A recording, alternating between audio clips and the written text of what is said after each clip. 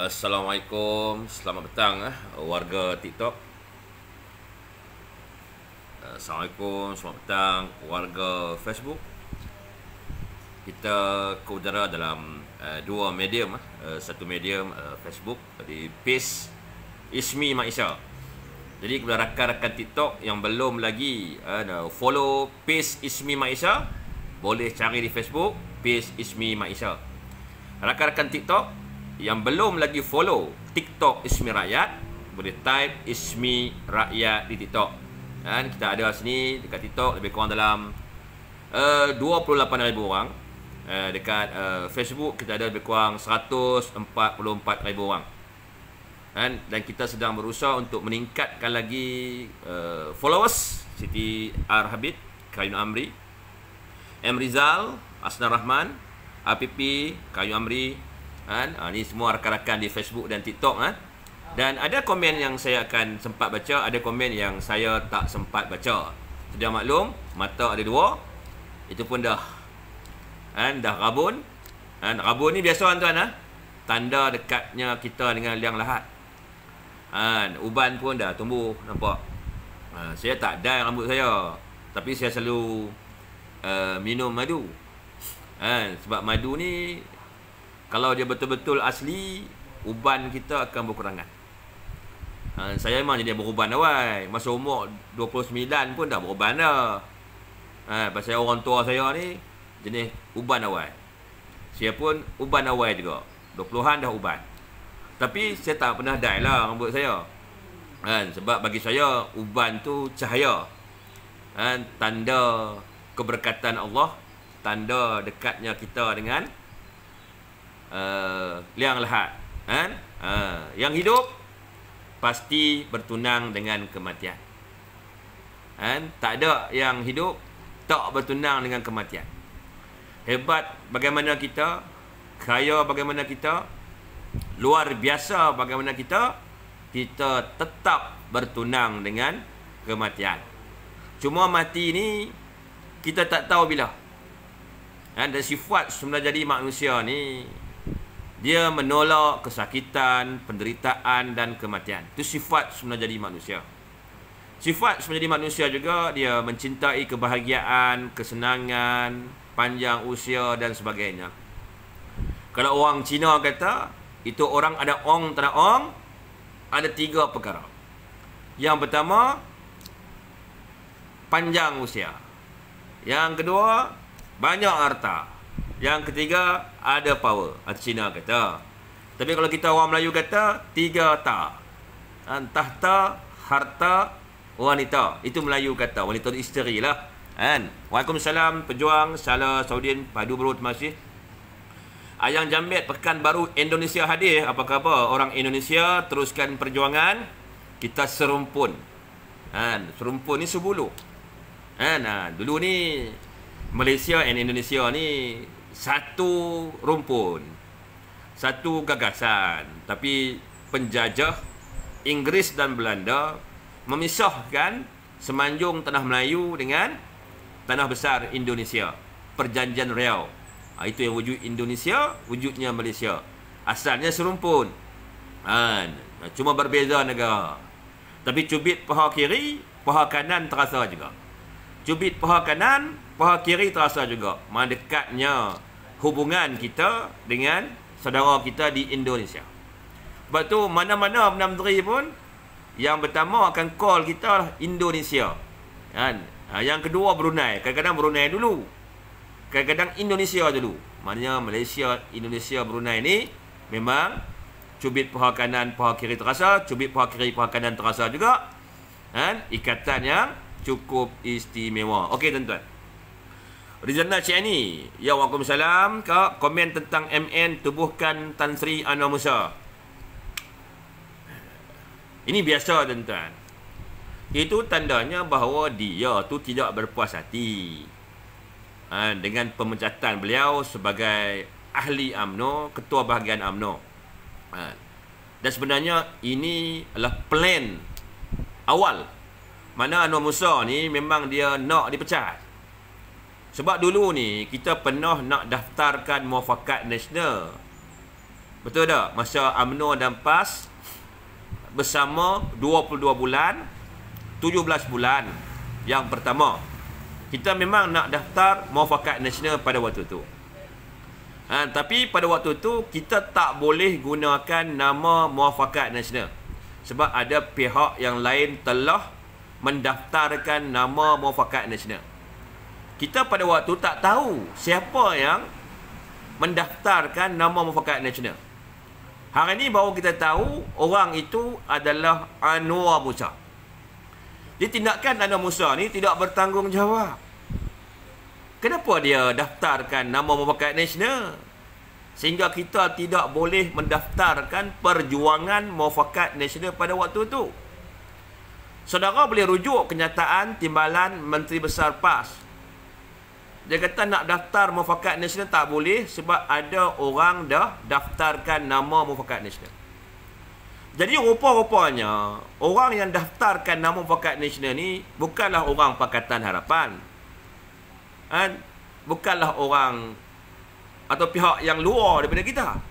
Rupa-rupanya SUA bersama Muafakat Nasional pada waktu itu yang bernama Anwar Musa yang diam-diam telah mendaftarkan Muafakat Nasional. Bila daftar guna nama Muafakat Nasional, pihak yang lain tidak boleh lagi gunakan nama Muafakat Nasional. Dan itu antara punca kegagalan kita untuk mendaftarkan perjuangan Muafakat Nasional pada waktu itu. Maknanya dia awal-awal lagi. Dia nak claim Muafakat Nasional dia punya. Dan bila sahaja usaha-usaha beliau untuk dipecat, sebenarnya dia yang nak dipecat. Dia memang tak mau ke UMNO dah. Cuma dia ni licik. Dia memang tak ada hati ke UMNO dah. Dia memang tak terima dah perjuangan UMNO. Dia dah jadi kluster bersatu ni sejak tertubuhnya backdoor government atau Sheraton move di bawah pimpinan Tan Sri Bahayadir Yassin. Pada waktu tu dia tak ada hati ke UMNO dah. Hati dia ada dengan bersatu. Ni jelas. Cuma dia ni work smart. Dia tak mau bagi orang nampak pengkhianatan yang dia buat tu. Dan dia memang mencari jalan untuk dipecat. Sebab tu bila dipecat, dia relax saja. Seelok saya dipecat, dia keluarkan senjata rahsia yang dia ada bina awal, iaitu Muafakat Nasional. Ni cerita tuan-tuan. Dan hari ini dia nak menggunakan NGOs Muafakat Nasional untuk mendapatkan simpati umat Melayu. Ini adalah game konspirasi yang cukup terancang yang dibuat oleh Anwar Musa. Ini cerita dia. Mana dialah yang menyebabkan Muafakat Nasional tak boleh daftarkan. Dia yang diam-diam mendaftarkan nama Muafakat Nasional. Dan ketika itu, siapa Menteri KDN yang menjaga ROS, Register of Society, pendaftar pertubuhan? Hamzah Zainuddin. Dan dia ketika itu menteri. Ini cerita tuan-tuan. Maknanya dia yang plan untuk kena pecat. Dengan pemecatan yang dia buat ni, dia keluarkan senjata dia tu Muafakat Nasional untuk meraih simpati Melayu, umat Islam untuk menyertai pertubuhan Muafakat Nasional. Dan apa dia buat ni satu game yang smart. Kalau dia sertai bersatu tanpa awal, dia susah nak tarik ni ahli-ahli UMNO ni masuk bersatu. Jadi kaedah dia buat NGO Muafakat Nasional ni, tujuan dia nak tarik orang UMNO supaya duduk di bawah NGO Muafakat Nasional. Dan nanti tak lama lagi Muafakat Nasional ni akan berevolusi. Itu sebuah NGO akan sebuah platform parti dan dia akan bercantum dengan Perikatan Nasional. Ini plan Anwar Musa. Dan Muafakat Nasional menempatkan orang-orang yang kecewa. Contoh Tan Sri Noh Omar yang kecewa. apa tu, Zuraidah Kamarudin yang kecewa. Kan? Dan ramai lagi yang kecewa yang bersama dengan Muafakat Nasional versi Anwar Musa. Kan? Makna dia tak puas hati. Kan? Dia memang nak dipecat. Kan? Sebab bila dipecat, dia boleh gunakan isu kena pecat ni untuk meraih simpati ahli UMNO. Tapi tuan-tuan fikir sendirilah. Kan? Patut tak patut dia kena pecat? Lebih dari patut. Sebab apa? Sebab dia menentang parti. Dia memburuk-burukkan presiden parti. Awang cantik baju lah. Baju PRI tuan-tuan. Baju PRI. Kawan-kawan hak kerja Volkswagen tu bagi kat saya. Cerita terima kasih lah. Baju PRI lah. Baju kereta orang bagi kat saya. Cerita lawa baju ni. Ambil kat hang lah ni. Saya ambil lah. Kawan-kawan yang kerja Volkswagen. Ada yang kerja dulu Hyundai. Baju Hyundai banyak kat saya tu. Banyak kawan kerja kat Kelang Hyundai tu. Dia pun selalu bagi baju kat saya. Tu ada juga yang kerja di pusat servis BMW, bagi baju kat saya kan. Saya simpan lah koleksi. Kadang-kadang kawan yang kerja Petronas. Yang kerja Petronas ni, dia kerja belilah baju apa, baju Petronas kat bawah tu kan. Dia simpan tu. Dalam laci saya kan, baju Petronas. Macam-macam lah. Merah macam Pakatan Oren. Ni merah UMNO. Razak Omar, betul Ismail Isa tembalang pengkhianat Anwar Musang pecah. Yalah pecah lah. Makna terbongkar segala perancangan sulit dia untuk menghalang Muafakat Nasional didaftarkan. Maknanya dia yang tak benarkan Muafakat Nasional didaftarkan sebab dia ambil nama tu. Dan dia gunakan Muafakat Nasional ni untuk meraih simpati ahli UMNO sebenarnya. Dan orang-orang muda untuk menyertai Muafakat Nasional. Malah Muafakat Nasional juga ada Dewan Tertinggi. Dewan Tertinggi Muafakat Nasional. Macam parti. Maknanya tak lama lagi, bila cukup sasaran dia, mereka akan berevolusi. Kan? Daripada cicak menjadi buaya. Dia akan berevolusi menjadi sebuah parti. Bila jadi parti, dia akan menyertai Perikatan Nasional sebagai komponen. Nampak?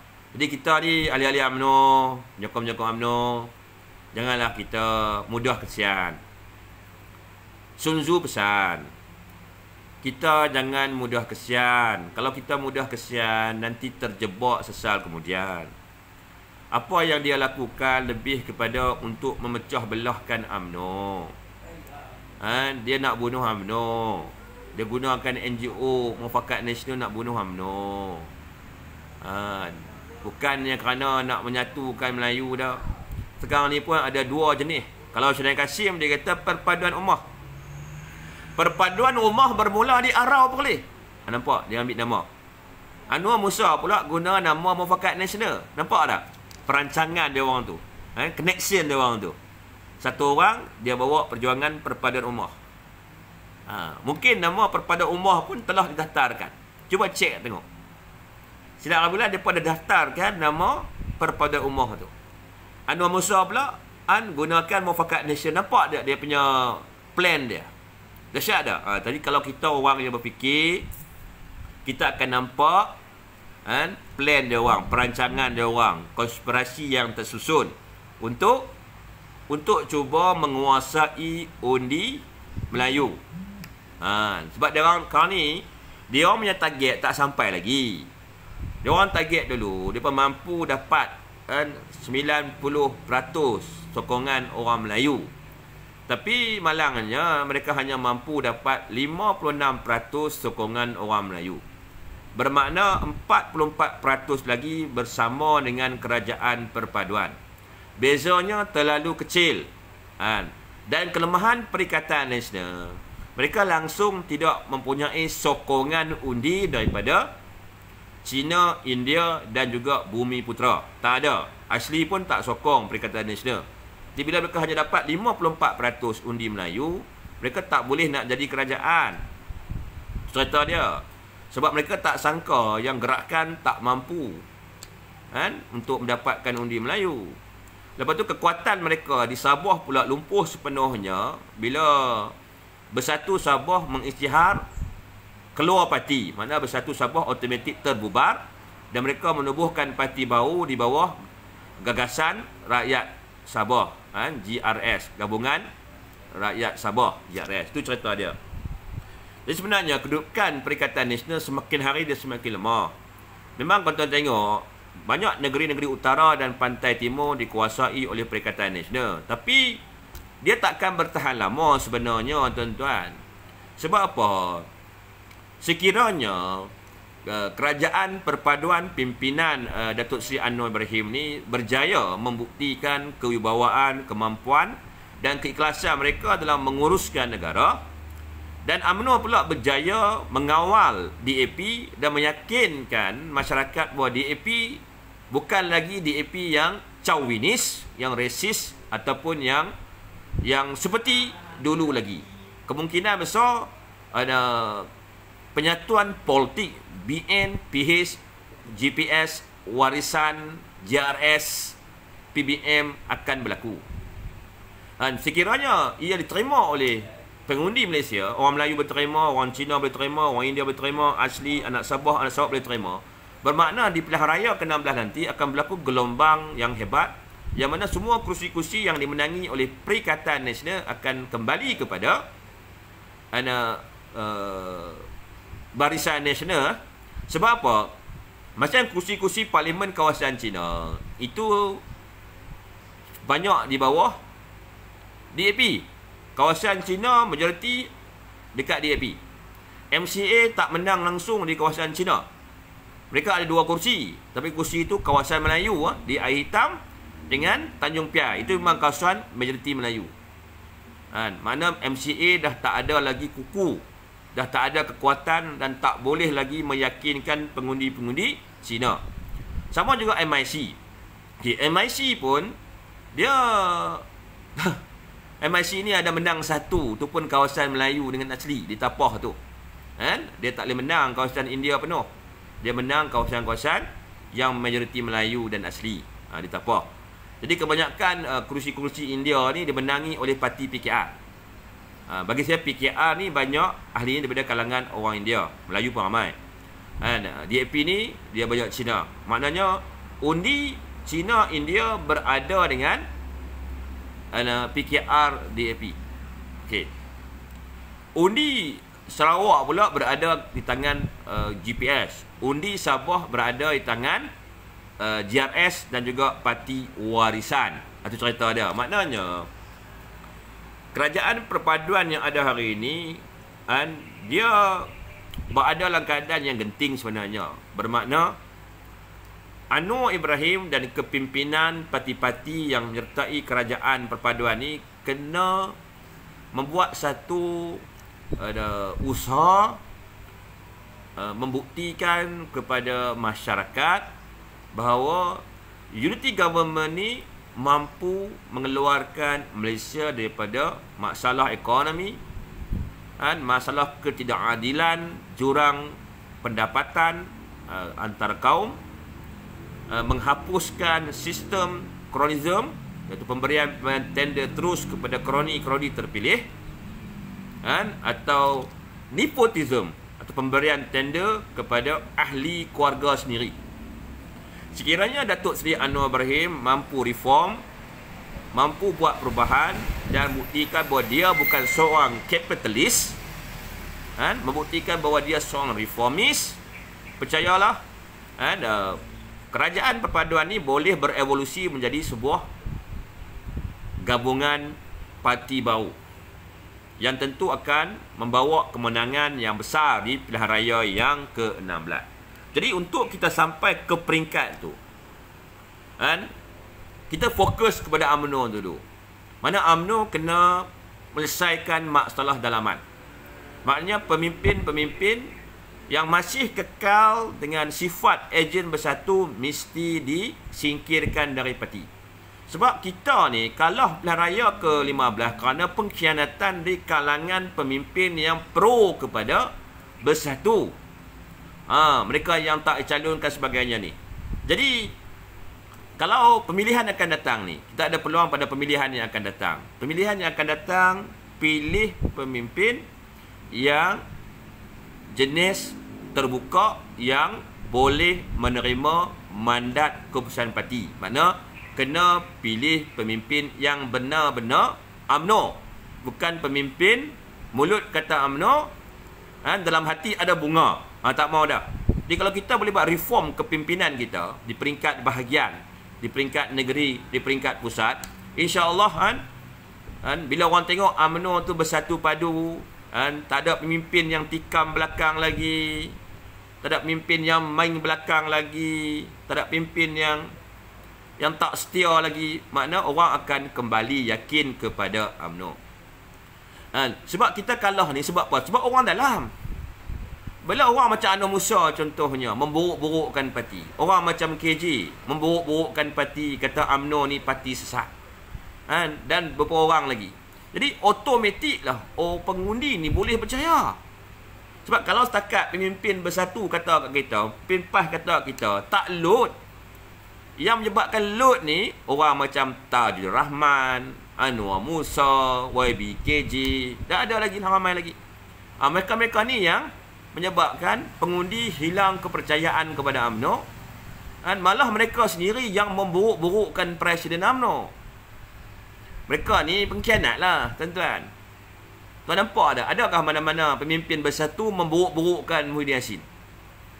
Kalau ada, terus kena buang betul.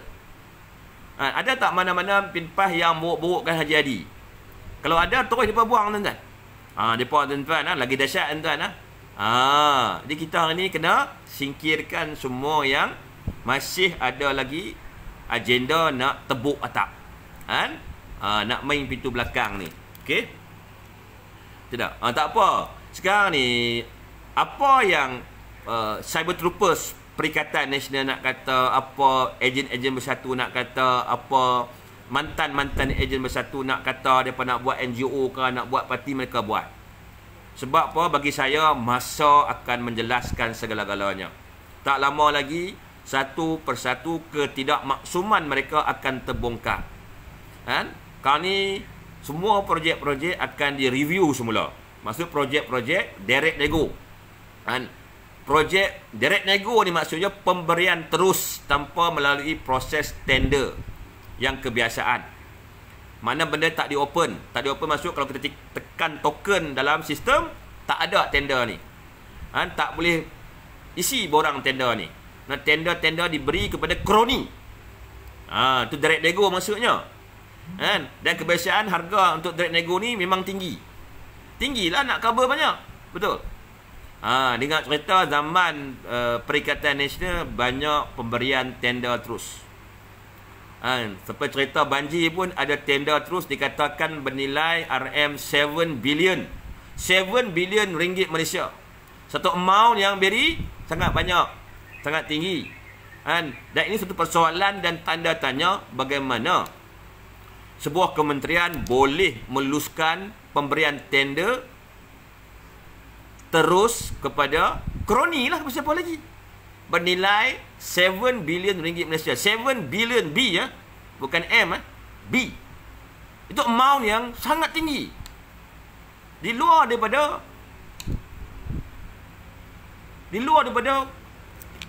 orang kata, di luar daripada kita tak sangka. Ketika mereka bercakap soal bersih, soal integriti, soal kluster mahkamah, soal itu, soal ini, tiba-tiba di belakang rupanya ada permainan direct nego. Itu baru satu cerita yang kita dengar. Dikabarkan banyak lagi projek-projek direct nego, yang kos projeknya bilion dilakukan. Malah ada juga tender terus diberi kepada ahli keluarga, syarikat keluarga. Maknanya kalau benda ni betul, bermaksud kerajaan Perikatan Nasional adalah kerajaan bukan setakat cronyism, tapi juga nepotism. Amalan cronyism and nepotism adalah bertentangan dengan hukum demokrasi. Bermakna mereka bukanlah pemimpin yang memimpin atas nama rakyat, tetapi memimpin atas nama kroni dan nepotism ahli keluarga. Amalan kroni dan kekeluargaan lah yang ditentang oleh rakyat Malaysia. Kita menolak sebarang pembahagian kekayaan negara melalui tender-tender kepada kroni dan juga kepada ahli keluarga. Makna bila Anwar Ibrahim nak menghapuskan pemberian terus, itu satu kemenangan yang besar kepada rakyat Malaysia. Jangan kita terperangkap dengan kumpulan pro-PN yang sangat berminat dengan direct nego. Sebab hari ni yang banyak duk merayan ni, geng-geng direct nego ni banyak merayan tuan-tuan. Mereka dah lama dah lobby Mahayadin, lobby pro bunga ni. Tiba-tiba tukar kerajaan. Dan kerajaan yang baru pula nak review semua projek direct nego. Bila review projek direct nego, mereka akan rugi. Rugi itu bukan masalah kita. Mereka itu berunding dengan Perikatan Nasional. Betul? Kita bukan ada share dalam direct nego mereka. Betul? Betul tak? Kalau kita berjaya menghapuskan kronism dan nepotism, tak adalah rakyat kita yang miskin lagi, tuan-tuan. Kadang-kadang yang menyebabkan ramai rakyat miskin ni sebab ada orang yang mengauk kekayaan negara. Dan kekayaan negara tu tak mengalir kepada rakyat. Kalau si orang tu dapat projek, orang tu saja. Dia tak belanjakan kekayaan dia dalam negara kita. Dia biasa belanjakan kekayaan dia di luar negara, di England, di Amerika, di negara-negara asing. Maksudnya orang asing yang boleh menikmati kekayaan dia. Jadi aliran kekayaan tu tak serata. Bila tak serata, itu yang wujud jurang kekayaan antara kaum. Betul tak? Betul. Itu yang pertama. Yang kedua, ada orang yang terlalu kaya, ada orang terlalu miskin. Betul. Jadi lepas ni insya-Allah lah kita akan hapuskan direct nego. Dan Perikatan Nasional ni kita check tengoklah dia orang ni ambil duit banyak dari mana kan. Kalau mereka ambil habuan dari pemberian projek direct nego, mereka tanggunglah. Benda ni salah, tuan-tuan. Bila ada tawar-menawar atau apa-apa suapan yang atas niat untuk mendapatkan apa-apa habuan berupa tender atau apa-apa kontrak kerajaan, adalah salah dari segi undang-undang rasuah. Di mana-mana pihak yang terlibat bersedia, sebab zaman moden ni kita ada money trade ataupun disebut electronic transaction. Setiap jejak duit tu kita boleh kesan A to Z. Jadi bersedialah bersedialah. Kalau ada yang tak betul-betul tu, sedialah. Hadapilah di mahkamah. Kita tak mau menjatuhkan hukuman tanpa bicara. Kita bukanlah parti yang nak menghukum orang tu salah, orang ni salah. Kita tak ikut resmi bersatu, kita tak ikut resmi PAS. Bab mahkamah, selagi mahkamah belum buktikan bahawa seorang itu bersalah, bermakna dia tidak bersalah. Settle lah. Mahkamah Reza tak apa, 92.5 bilion kalau ada direct nego, siap. Dulu kamu cerita pasal 2.6 bilion, 2.6 bilion, kamu cerita pasal projek 1 juta, 2 juta direct nego zaman BN. Sekarang kalau ada direct nego, kalau nilainya berbilion-bilion, siaplah kamu dengan rakyat. Rakyat ni duk tunggu je. Sekarang ni dia sabarlah pasal benda tu dalam proses siasatan. Kalau siasatan tu ada bukti berlaku penerimaan duit dari projek-projek direct nego, memang habis. Time tu Suara Khabar akan menceritakan tentang kes-kes ni. Hari-hari Suara Khabar kita akan cerita kes tu je, macam apa yang berlaku dulu. Duk cerita pasal 1MDB, duk cerita pasal Akal Budi, hak tu yang duk cerita. Dan benda tu akan berulang balik. Duk cerita pasal depa aja, sikit-sikit Mahayadin. Lama-kelamaan orang akan sedar sendirilah bahawa cakap tak suka bikin. Makna depan pijak semut tak mati, belakang naga pun dia makan. Kita tak tidur, kita sama-sama tunggu. Orang nak bersumpah apa, itu hak dia lah. Dia kata tak ambil duit sesin, lepas tu hak dia. Tapi SPRM akan mencari bukti. Sebab dana pilihan raya Perikatan Nasional ni terlampau banyak. Siapa yang sumbang dana begitu banyak? Siapakah orang yang menyumbang dana begitu banyak? Atas tujuan apa dia sumbang dana tu? Kalau dia sumbang dana kalau dapat projek, itu salah. Projek Teluk Nego kalau dapat open tender tak ada masalah, itu hak dia lah. Dia dapat tender, open tender, dia nak derma kat parti kita, tak salah. Pasal tender tu diberi secara terbuka, ikut law, tidak. Samira Padi tak payahlah main isu perkauman. Kita hari ini nak mencari kebenaran. Bak kata falsafah Belanda, kebohongan itu walau ia berlari seperti kilat, tiba waktunya kebenaran akan mengalahkannya. Dan kesombongan serta keangkuhan mereka, tanda merekanya dekat dengan kejatuhan. Dia jangan pedulilah orang nak hina kita apa pun tuan-tuan. Dihina takkan menjadi sampah, dipuji takkan jadi rembulan. Tidak? Ini bukan soal siapa yang terbaik, dia soal siapa yang mau berbuat baik. Ya, ayolah kita memberi sokongan kepada kerajaan perpaduan.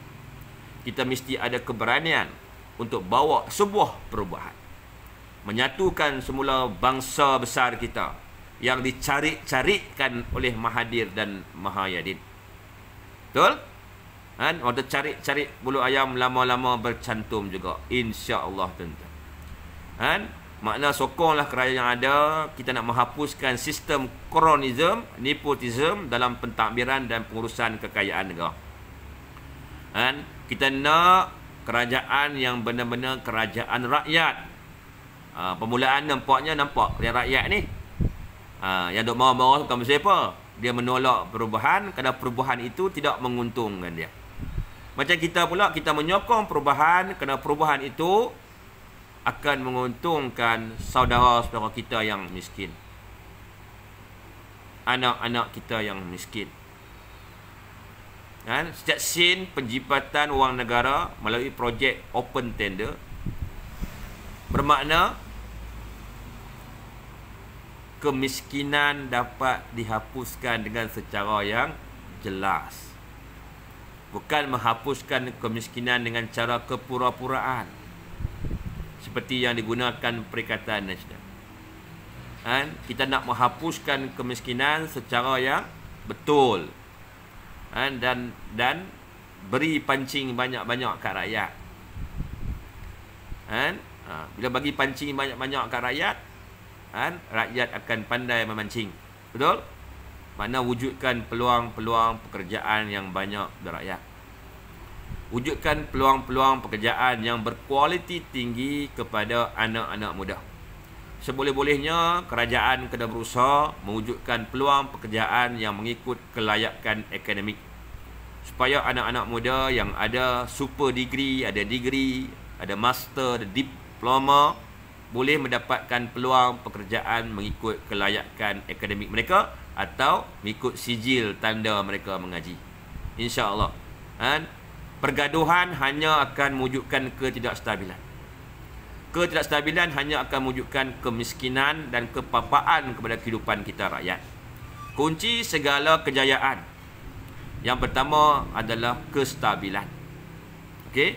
Kestabilan akan meyakinkan pelabur-pelabur asing, meyakinkan pelabur-pelabur tempatan untuk kembali melabur dalam negara kita. Orang melabur untuk mencari keuntungan, kita bekerja untuk mendapatkan gaji yang lumayan.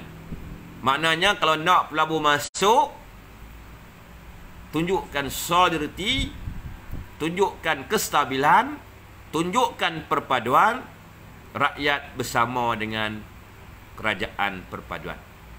InsyaAllah, InsyaAllah, kalau niat kita baik, perbuatan kita baik, tentu pengakhiran kepada kerajaan perpaduan ini juga baik.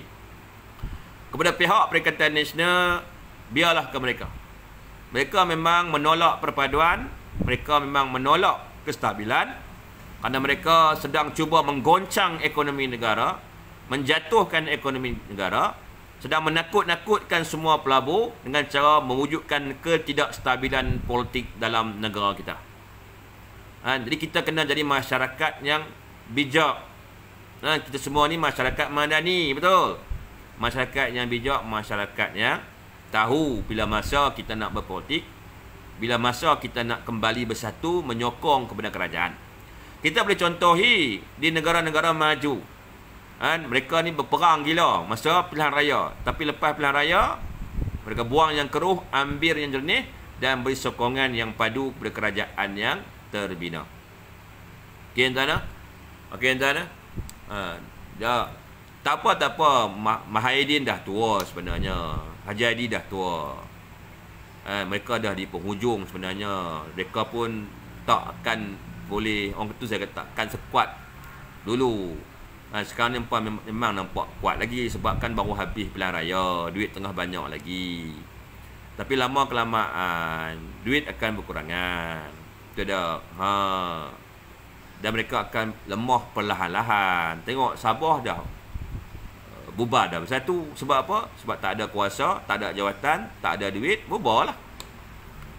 Macam kita UMNO dah melalui fasa pemulihan yang cukup hebat.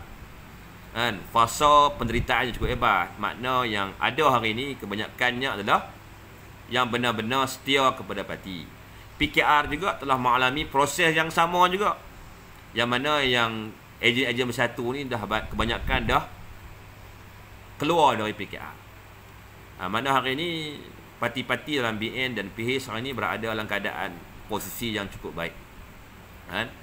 Dan sebelum Anwar Ibrahim jadi Perdana Menteri, ada 10 orang ahli parlimen Barisan Nasional turunkan SD kepada Mahidin.